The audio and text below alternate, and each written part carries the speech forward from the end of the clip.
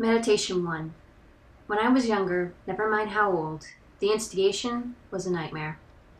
It was around Christmas time, and I had done my usual nightly routine and crawled into bed. It was around 3 a.m. that I woke up after having a horrendous nightmare. It was more vivid than most of the nightmares I'd had. I had images of people trapped in mirrors, surrounded by bodies of water. A constant? I remember the feeling of my nerves standing on end and being very aware of my restrained heartbeat and tense, twitchy shoulders. It was a recurring sensation I felt every evening, and I would go out of my way to avoid anything that would trigger it. I couldn't handle the sight of a standing mirror, and going near bodies of water larger than a bathtub were out of the question. This carried on for months, until spring came.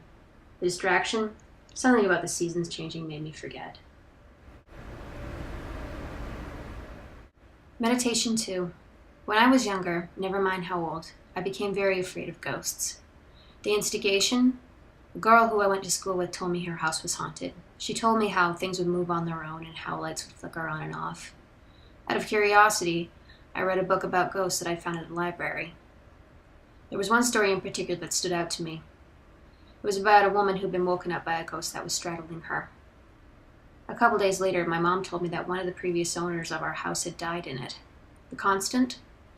I remember the feeling of my restrained heartbeat. The hairs on my neck were standing on end, and I was constantly uneasy and paranoid. I would jump every time the floor creaked or a dead light bulb would go out. I remember one moment in particular when I was outside and a plastic bag began to float on its own in the wind, and I screamed.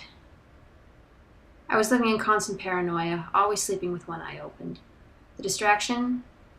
The seasons changed, my paranoia dissipated, and I'd forgotten that someone had died in my house.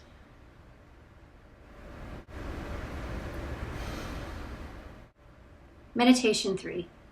When I was younger, never mind how old, a teacher scared me into picking up Christianity. The instigation? She said that Catholics and Protestants were going to burn in hell. My mom was Protestant and my dad was Catholic. What adult tells a kid that her parents, who are essentially good people, are going to be thrown into hell by a merciful and loving God? The constant? I remember my restrained heartbeat and the hairs on my neck standing on end. I cried really easily after that. The distraction? I got older, wiser, and I figured out that the teacher was full of shit.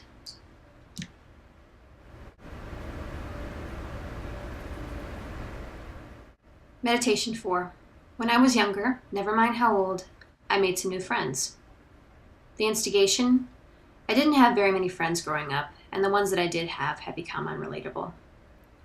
I met this one friend in particular through someone who I went to school with, and we hit it off right away. One night, he invited me to come and hang out with his friends, and finally my social circle began to expand.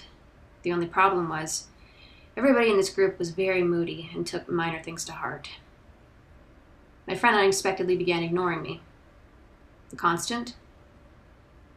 I wasn't very good at handling social tension, so I went into hiding. I rarely ever left the house, or picked up the phone for that matter. I remember my restrained heartbeat and the hairs on my neck standing on end.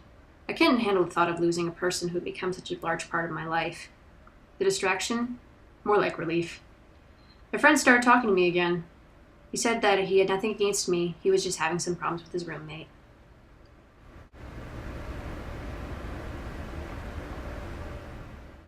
Meditation 5. When I was younger, never mind how old, I couldn't find a job. The instigation? I had just moved from Edmonton after living there for 6 months, and my old job wouldn't hire me back. So I ended up being jobless for 4 months. I live in a small town, so my options are limited. The constant? My bank account was getting lower and lower, and I would often stare at the ceiling wondering where my next paycheck was going to come from. I remember the feeling of my restrained heartbeat and my hair standing on end. I hated the feeling of not working and not making money, and I hated the feeling of not having independence. My distraction? Spring came, I found a job. A crappy job, but still a job. Meditation 6. When I was younger, never mind how old, I was friends with a boy.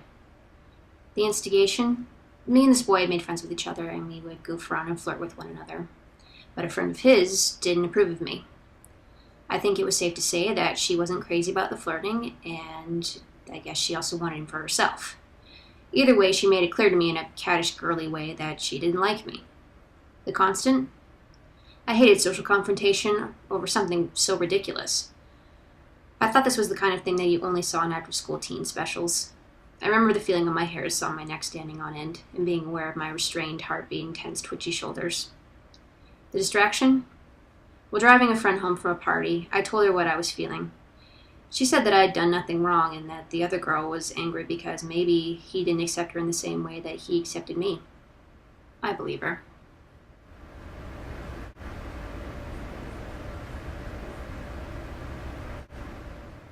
Meditation 7. When I was younger, never mind how old, I had a job. The instigation? I never worked mornings, mostly because I hate mornings.